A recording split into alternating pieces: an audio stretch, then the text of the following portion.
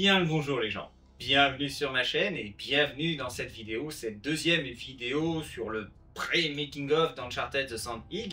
Et aujourd'hui je vais vous expliquer comment j'en suis venu à avoir l'envie de réaliser ce court-métrage. Alors pour ça je pense qu'il faut revenir à l'époque du making of que j'avais réalisé à l'époque du premier court-métrage, un making of où j'explique ceci. Est-ce qu'il y aura une suite à Uncharted The Easter Egg? Honnêtement, je ne pense pas. Peut-être un nouveau court-métrage qui explorerait un nouvel aspect de la série Uncharted.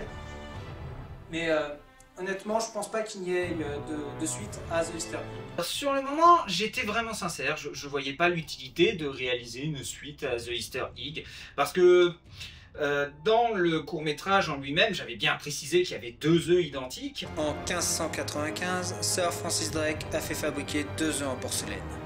Il a prénommé le premier l'œuf de sable et le second l'œuf de Pâques. Mais voilà, les méchants du film ont des clients à qui ils veulent vendre l'œuf de Pâques. Et pour moi, ces clients, ces mystérieux clients, c'est important, ces mystérieux clients avaient toujours eu l'œuf de sable. Pour moi, ils avaient déjà le premier œuf et ils voulaient le deuxième, tout simplement. Et du coup, je voyais pas l'utilité de faire un deuxième court-métrage. Mais le temps passant et l'envie de réaliser un deuxième fan-film sur Uncharted, je me suis dit, mais William, t'as déjà une histoire que t'as déjà créée, que tu n'as pas terminée, et pourquoi tu t'en fais pas la suite? Quand je dis qu'elle n'est pas terminée, c'est surtout par rapport à un point précis, enfin une intention précise par rapport au premier court-métrage.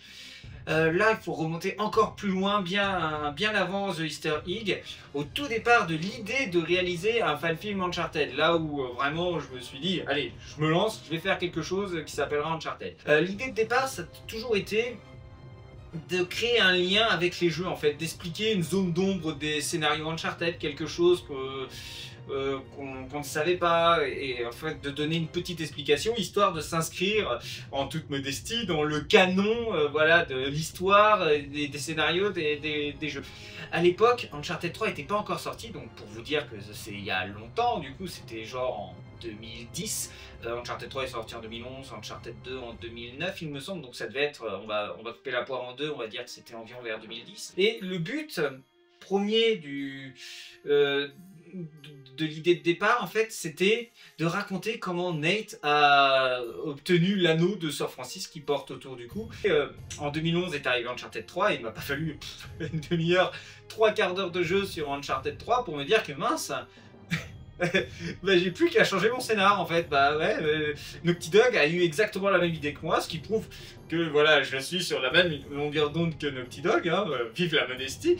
Mais voilà, j'avais plus qu'à trouver un autre lien. Alors, un lien que j'ai trouvé, mais qui malheureusement n'est pas expliqué de façon directe, de façon explicite dans le premier court-métrage, dans The Easter Egg. Et du coup, je me suis dit, mais voilà, ton histoire elle n'est pas terminée, il faut que tu le fasses le lien, parce que les gens ils peuvent pas le deviner, parce que tu as laissé quasiment aucune piste. Non, tu as laissé aucune piste dans le premier. Donc là, il faut que tu en fasses un deuxième et que tu montres de façon explicite et directe que voilà, il y a tel lien avec le tel jeu, machin et tout ça, et que voilà, ça s'inscrit voilà, ça s'inscrit dans l'univers des jeux, et que c'est pas juste voilà un petit court-métrage avec Nate qui se balade, qui cherche un trésor, voilà, il y a des méchants, et puis c'est tout quoi. Ça c'était vraiment voilà la pensée qui m'a amené à me dire, attends mais William, il faut que tu fasses une suite à The Easter Egg. Alors, le titre était tout trouvé parce que j'avais déjà le nom des deux œufs dès le scénario du premier court-métrage. Tout le background autour de l'œuf était déjà créé, etc. etc.